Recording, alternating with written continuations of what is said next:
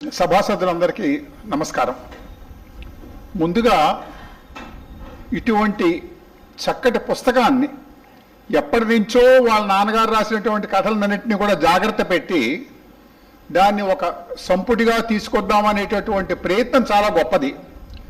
అందుకు ముందుగా నేను బెహరా సత్యనారాయణమూర్తి గారిని మనసా అభినందిస్తున్నాను. కథల గురించి అందరూ చెప్పారు. అప్పట్లో నేను బెహరా వెంకట సుబ్బారావు గారిని ఒకసారి కలిసే అదృష్టం నాకు దక్కింది.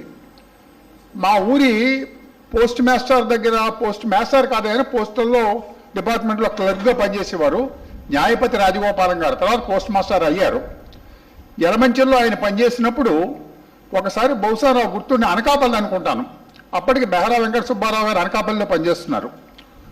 ఏదో పని మీద వెళ్ళినప్పుడు నేను న్యాయపతి రాజగోపాలం గారు కలిసి సుబ్బారావు గారిని కలిసి గుర్తుంది. తర్వాత ఆల్మోస్ట్ ఆయన 1957లో ప్రారంభించారు, నేను 60లో ప్రారంభించాను కథలు రాయడం. మా ఇద్దరి ప్యారలల్గా యువ జ్యోతి స్పెషల్ ఇష్యూస్లోను ముఖ్యంగా ఆంధ్రప్రభలోను రెగ్యులర్గా వస్తూ ఉండేవి. సుబ్బారావు గారు రాసినటువంటి ఒక కథ నాకు బాగా గుర్తుంది. ఇంకా ఈ పుస్తకంలో జోలికి నేను వెళ్ళలేదు, కానీ అదేంటంటే ఆయన పోస్ట్ మాస్టర్ కదా, ఆయన రాసినటువంటి చాలా కథలు ఆ వాతావరణంలోనే ఉండేవి. ఆ పోస్ట్ మాస్టర్ దగ్గరికి, ఆ పోస్ట్ ఆఫీస్కి రోజు ఒక ముసలావిడ వస్తూ ఉంటుంది. వచ్చి బాబు ఉత్తరాలు ఏమైనా వచ్చాయని అడుగుతూ ఉంటుంది. ఏమీ లేదంటే తిరిగి వెళ్ళిపోతూ ఉంటుంది నిరాశగా.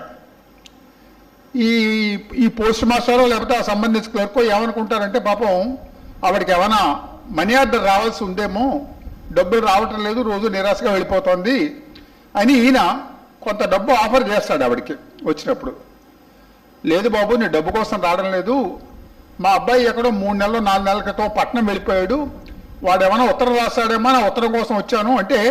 అప్పట్లో ఈ ఉత్తరాంధ్ర నుంచి, బ్యాక్వర్డ్ ఏరియాస్ నుంచి వలస వెళ్ళిపోయినటువంటి మనుషుల గురించి, ఆ ఫ్యామిలీ లోపల ఆ తల్లి ఎలాగ వ్యధ చెందుతుందో చాలా చక్కటి కథ రాశాడు ఆయన. ఈ కథ గురించి నేను ఎందుకు ఇప్పుడు చెప్తున్నానంటే, ఈ కథ రాసిన తర్వాత ఒక ఏడాదిలో ఇంకో ప్రముఖ రచయిత ఇంకో కథ రాశాడు. ఈ కథ బేస్ కాబట్టి నేను చెప్తున్నాను. ఓ కథ ఇంకో గొప్ప కథను రాయించింది ఆయన వల్ల. ఇదే సిచ్యువేషను పోస్ట్ మాస్టర్ దగ్గరికి ఒక ఆవిడ వస్తూ ఉంటుంది, వెళ్తూ ఉంటుంది, ముసలావిడ. అతను అడుగుతాడు అన్నమాట, ఎందుకు రోజు వస్తావు ఎందుకు అంటే, బాబు నా కొడుకు ఆర్మీలోకి వెళ్ళిపోయాడు, ఆడు ఎలా ఉన్నాడో ఉత్తరం ముక్క వస్తుందేమో అని నేను వస్తున్నాను అని చెప్తుందనమాట.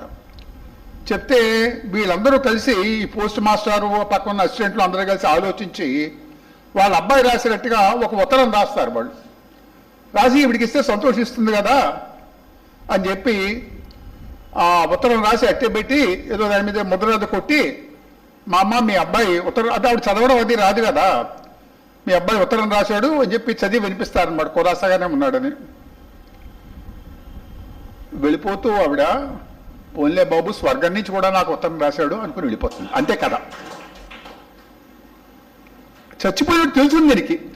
మెంటల్గా వెర్రిదానిలా పాపం తిరుగుతుంది రోజు పోస్ట్ ఆఫీస్కి. అంటే ఈ కథ రాయడానికి దోహదపడ్డ కథ సుబ్బారావు గారి కథ. ఇవి కొంచెం ఒక ఏడాదిన్నర తేడాలో వచ్చాయి. రెండో అతను రాసినతను వెంచాసా అని నాకు సరిగా గుర్తులేదు ఎవరో, కానీ డెఫినెట్గా దీని మీద, ఈ ఐడియా మీద బేసిగా రాసిన కథ అని స్పష్టంగా తెలుస్తుంది మనకి. సో ఒక రచయిత ఒక కథ మీద ఇంకోళ్ళు డెవలప్ చేసో లేకపోతే ఆ ఆలోచనతో ఇన్స్పైర్ అయ్యో ఇంకో మంచి కథను అందించారంటే అది నిజంగా ఆ బేస్ రచయితల గొప్పతనం, ఆ రాసినతనంతో గొప్పతనం ఇద్దరికీ కూడా మనం జోహారం చెప్పాల్సి ఉంటుంది. ఈ అవకాశం నాకు ఇచ్చినందుకు మీకు అందరికీ ధన్యవాదాలు తెలియజేసుకుంటున్నాను. నమస్కారం.